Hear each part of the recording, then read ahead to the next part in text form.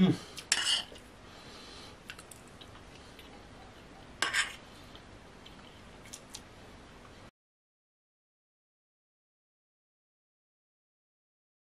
σας, γεια σας. Πάμε σήμερα να σας δείξω ένα γλυκό που θυμίζει μαμά.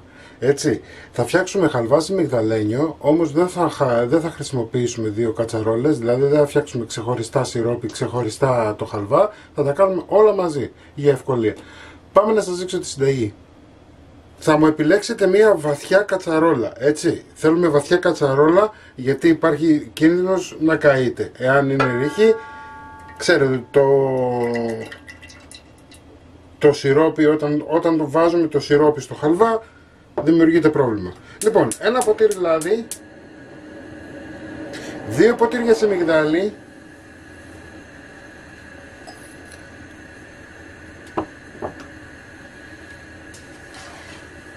ανακατεύουμε.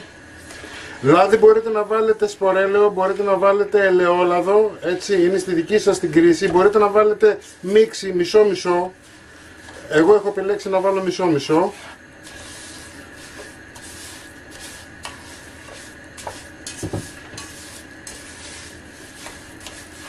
Θα αφήσουμε να βράσει πάρα πολύ καλά το σιμιγδάλι μας, να πάρει ένα ωραίο χρώμα. Δεν το αφήνουμε, το ανακατεύουμε συνέχεια, δεν θέλουμε να καεί, έτσι, και να κολλήσει και στον πάτο.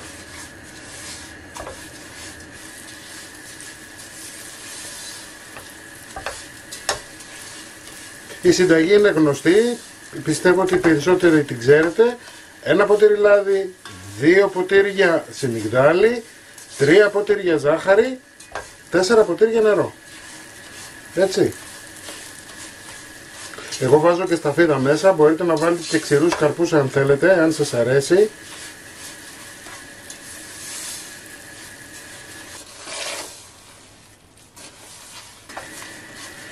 Όπως σας είπα, θέλουμε ομοιόμορφο χρώμα.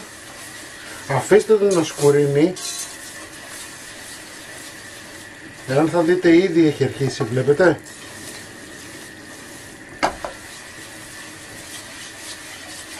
Λοιπόν, εφόσον έχει πάρει το χρωματάκι που θέλουμε, ρίχνουμε τη ζάχαρη, 3 ποτήρια ζάχαρη όπως σας είπα, και εδώ είναι το επικίνδυνο που σας είπα.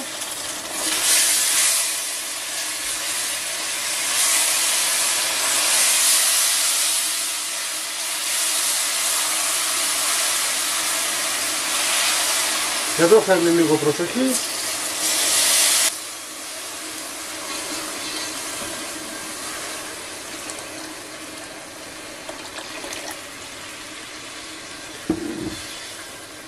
Χαμηλώνουμε τη φωτιά όσο μπορούμε και ανακατεύουμε.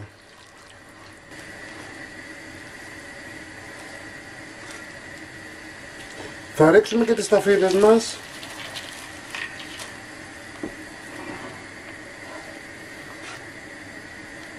Να φουσκώσουν και αυτές.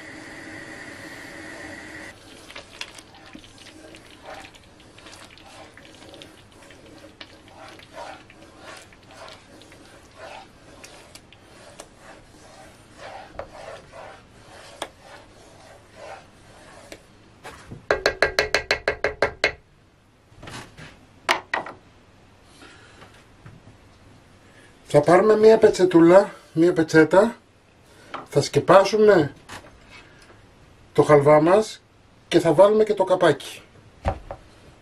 Το σφινώνουμε και βάζουμε το καπάκι. Θα το αφήσετε τώρα όπως είναι, να φουσκώσει το σιμιγδάλι και να κρυώσει για να μπορέσουμε να το δουλέψουμε.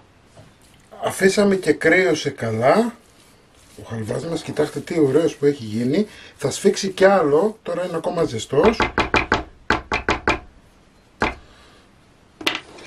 Λοιπόν, έχω πάρει μία φόρμα και όπως βλέπετε έχω βάλει μεμβράνη, εντάξει, για να μας βοηθήσει στο ξεκόλλημα.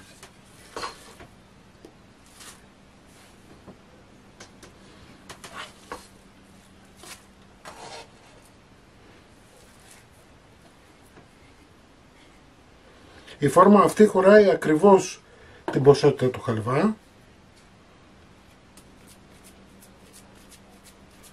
Πιέζουμε καλά.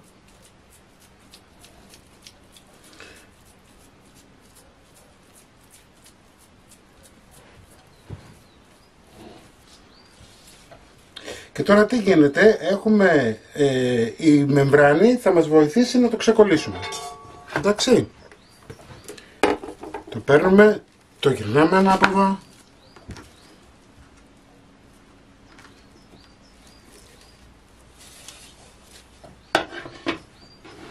Είδατε πόσο εύκολο ήτανε. Λοιπόν, μην ξεχνάτε να κάνετε κοινοποίηση στα βίντεό μας, να κάνετε γραφούλα στο κανάλι μας.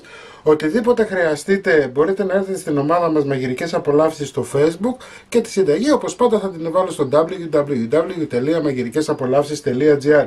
Να είσαστε καλά και θα τα πούμε με ένα επόμενο βίντεο. Γεια και χαρά σας!